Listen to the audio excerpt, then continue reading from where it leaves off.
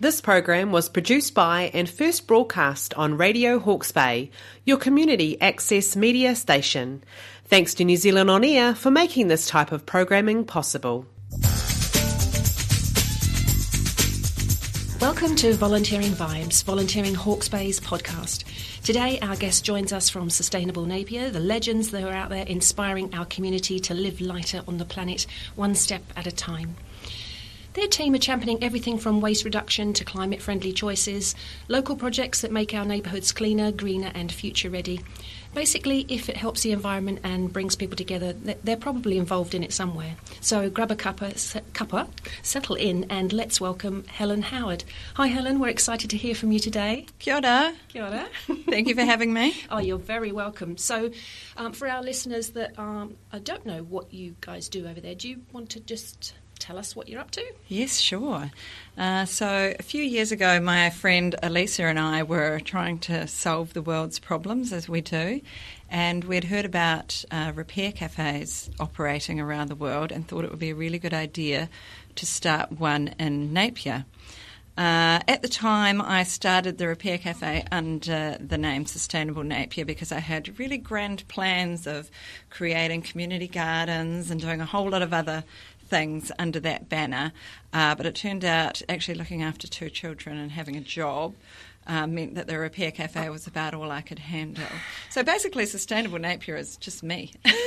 Because Elisa got a little bit too busy, so I just launched it on my own. Oh, yeah. Incredible. So you talked about Repair Cafe there. Do you want to tell us a bit more about that? I think that people might have heard that term floating around, so tell us what that's about. Yes, so that's the main project under Sustainable Napier that we run every month from Asher Hall, which is on Tennyson Street there in Napier. So repair cafes are places which are always run by volunteers, and they started quite a number of years ago, around 16 years ago in Amsterdam. A woman there started a repair cafe, and it's basically a whole team of volunteers who repair people's household items. The idea of it is that there's really no charge. Our repair cafe is free for anyone to come along to. We do encourage a koha if you're happy with your repaired item, but there's no obligation to pay anything because we don't want to make that a barrier to people bringing their items along for repair. So it's volunteer run, volunteer led. It's just all about bringing community together to repair people's items and share those repair skills as well. What sort of things do people bring? Well, our most popular area would be our electrical repair area. So we have a number of registered electricians who repair all sorts of electronic goods, from heaters and fans through to keyboards, blenders, all sorts of small electronic items. So the rule is that you need to be able to carry it in yourself. So we don't want fridges and things like that going in. It's a bit too large. So that's our most popular repair area. But we also have a general repair area, which could be really anything. There's a lot of gluing and things that goes on in that area. So little ceramic ornaments. People bring in clocks, people bring in chairs and things for wooden repairs. We also, so anything goes really in that area. We have knife and tool sharpening, so that's a fantastic service that we offer. That can be quite difficult to track down, I find, from a personal point of view. Yes, yeah, so that's a very popular area that we only launched about 3 or 4 months ago. We have jewellery repair, so that's always a popular area, and also clothing and textiles. Oh, and tech repair too, so tech support. So we have someone who can, if your computer's running slowly or you've got some kind of strange things happening in the background, then we have tech support for phones, tablets and laptops. Wow, I can't imagine someone who wouldn't be interested in that. That's a fantastic range of services. Yes, and a huge range of skills that we rely on from our volunteers and too. And they're all volunteers, as you say? Yes. So how do you get your volunteers? How does that happen?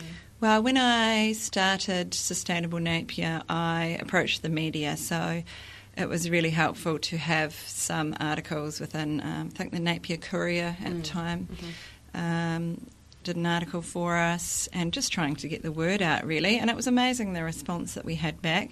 And also, obviously, I advertised on Volunteering Hawke's Bay. Thank you very much. I could get a little plug for you there. To see if we could get some people interested in coming along. And, yeah, it was such a fantastic response. I was actually blown away. So, yeah, absolutely amazing. And we actually have some other positions that we need people for. For example, we have 2 or 3 people at the reception area helping to fill out our forms. Because we need to collect all the repair data, so it's important that we know how many items have come in, how many items we've been able to repair, and how many we weren't able to repair. And we also have a lovely, as the name suggests, cafe operating. So we have a couple of volunteers in there making tea, coffee, and all of our baking is also donated by volunteers. So we couldn't run the repair cafe without volunteers. Yeah, literally. So there's a whole range of roles there, from making and fixing to the kind of backroom administration and the statistic keeping and the cafe. So the baking and the serving of refreshments. That's right. Wow, there's no excuse not to get involved, really, is there? Exactly. So, do your volunteers need any special training, or? Well, normally they bring the skills that they already have. Actually, in fact, our volunteers really are encouraged to share their skills with the community, because part of the Repair Cafe kaupapa is to build that resilience within the community. So give people the confidence to repair their own things and pass on those repair skills, which in recent generations have actually been lost somewhat. Yes. Even just knowing what kind of glue will fix a certain item. You know, you go into Mitre 10 and it's like, I've got no idea which glue to buy. It's just a big wall of glue, isn't it? Exactly. Yeah. So, and we also run sewing wānanga within the Repair Cafe, where people can learn basic hand sewing skills. So that's not only open to children, it's for adults as well. So sewing a button on, or turning up a pair of trousers or something. Yes.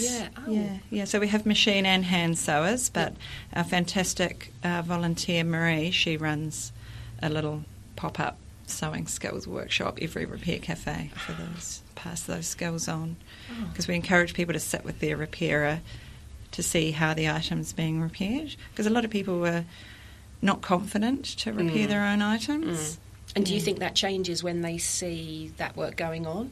I think so, yes. And I mean, I know myself, I'm a bit reluctant to take things apart in case I don't know how to put them back together again. I'm whether I need this spare piece I'm now holding. Where does that screw go again?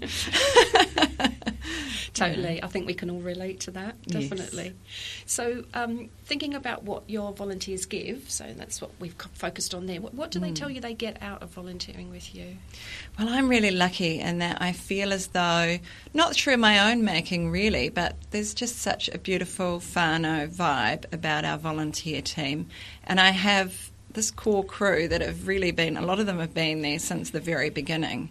And for me, I feel like that's validation for how the Repair Cafe runs and how they feel when they come to the Repair Cafe. Yeah. Because it's so important for it to be a really safe, happy community environment, really. And they just have fun.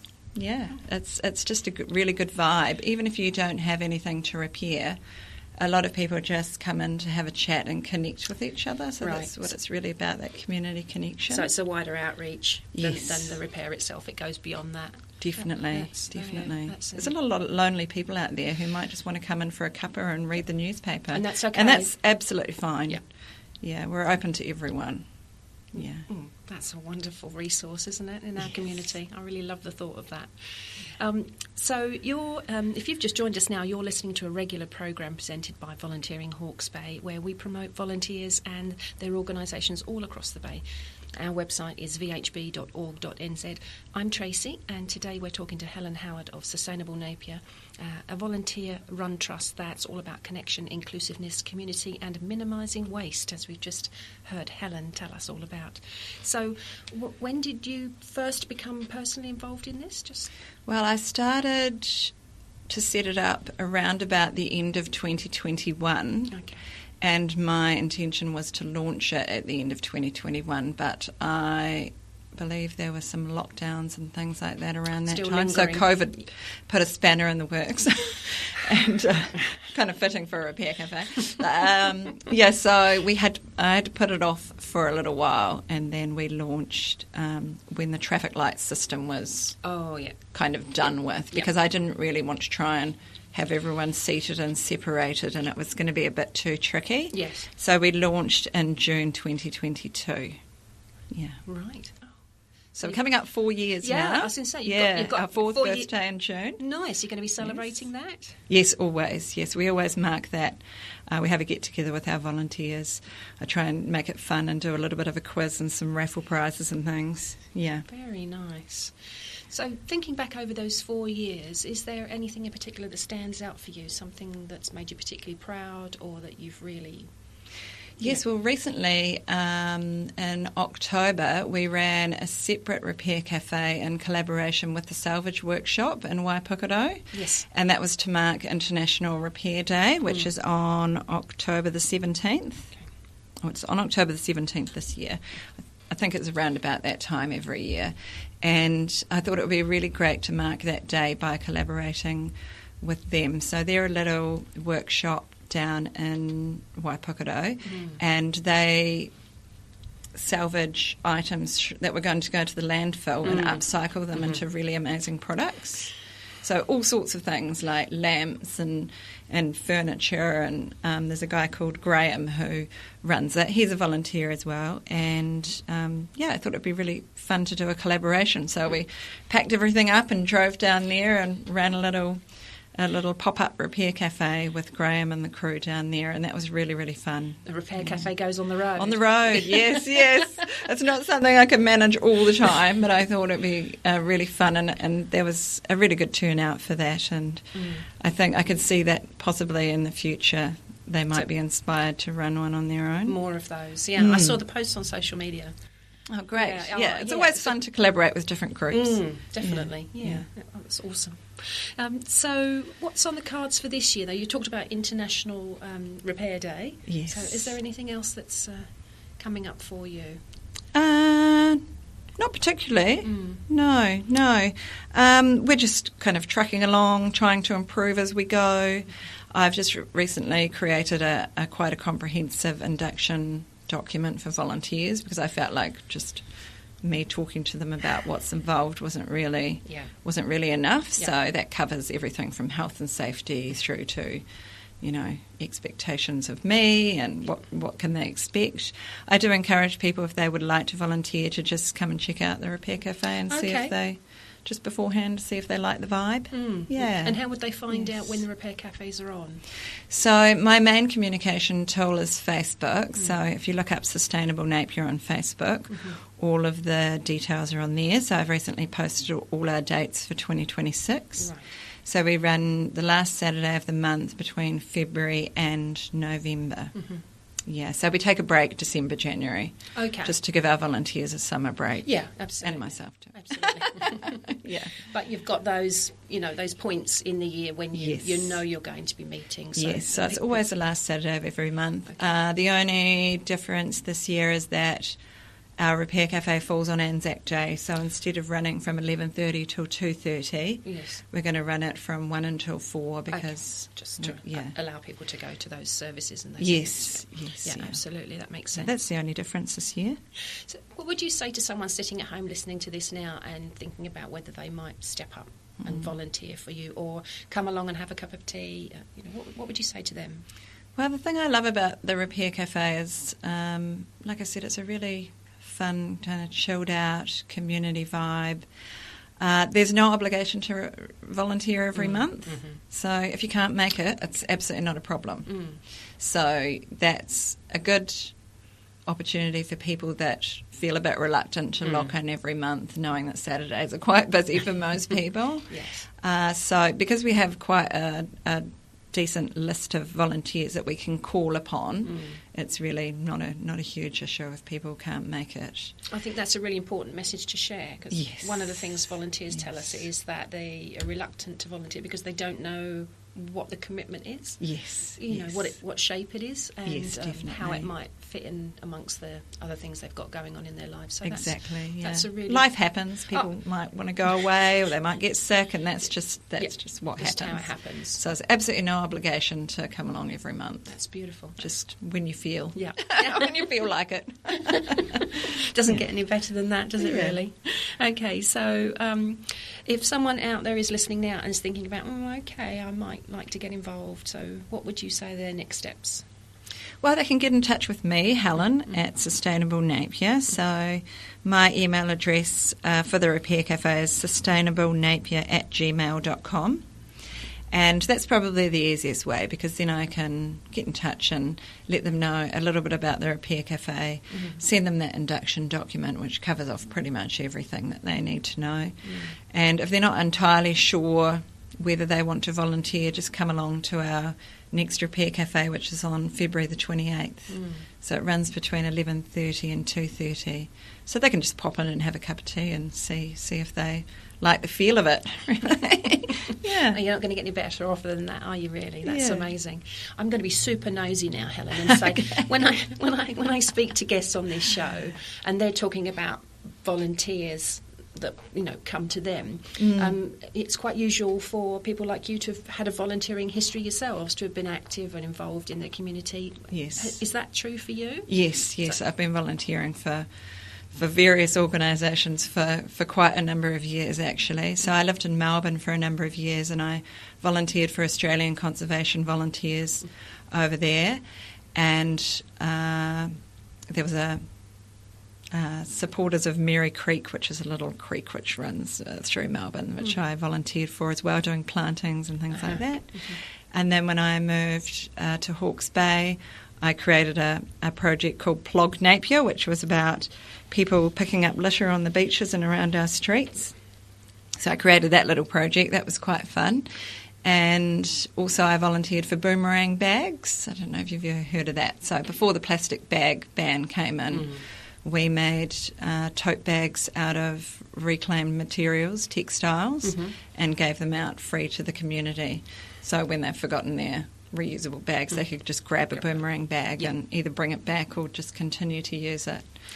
Hence the boomerang. I get it now. That's the boomerang part of it. Yeah, and I also love to go to planting days organised by regional council, beach cleanups, big on beach cleanups. So, yeah, and I also always bring my children along because I think it's really great for them to learn to give back. Yeah, I'm also a volunteer at Cape Sanctuary, so I go once a month. Yeah. Feed the manu out there, the birds out there. Yeah. I just get a lot out of it because volunteering is not 100% selfless, actually. You have to have a fun experience while you're doing it. Yeah. Otherwise, you won't come back to volunteer. And that's what I've learned about how I treat my volunteers at the Repair Cafe. They have to have a good time. They have to feel like it's worth it to give up their Saturday to come along. Yeah. And that's really important, to treat your volunteers really, really well, because they're worth their weight in gold. And that's an absolutely beautiful message to share. And also for our volunteers or would-be volunteers out there listening, it's not free work. It's not employment on the cheap. Yes. Our volunteers will always tell us that they get so much more out of it than they give. Yes. And it's about finding the right fit for you. So the organisation that you are passionate about, that you feel in tune with, and going with that. So that's right. Yeah. Yeah. And there's nothing like joining a team of passionate people who all have the same goal in mind. Yeah. Yeah, you can achieve incredible things together. You really can. Yes, yes. So I just want to say a huge thank you to Helen for joining us today. The time has absolutely whizzed by. Has. Time flies when you're having fun. Absolutely. So to you, Helen, thank you, and to everyone else at the Sustainable Napier, whatever role they fulfil, for the incredible mahi that you do. So if you're ready to get on board and help in our community, Volunteering Hawke's Bay can help you find your best fit. So hop on over to our website, www.vhb.org.nz, and see what's happening. So we'll finish up today without saying a heartfelt thank you to the lovely people here at Radio Hawke's Bay. You can catch more volunteering stories and heaps of other opportunities to listen, learn and get involved right here at radiohawksbay.org.nz. Until the next time.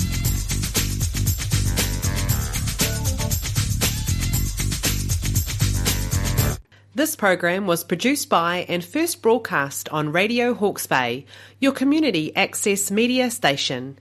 Thanks to New Zealand On Air for making this type of programming possible.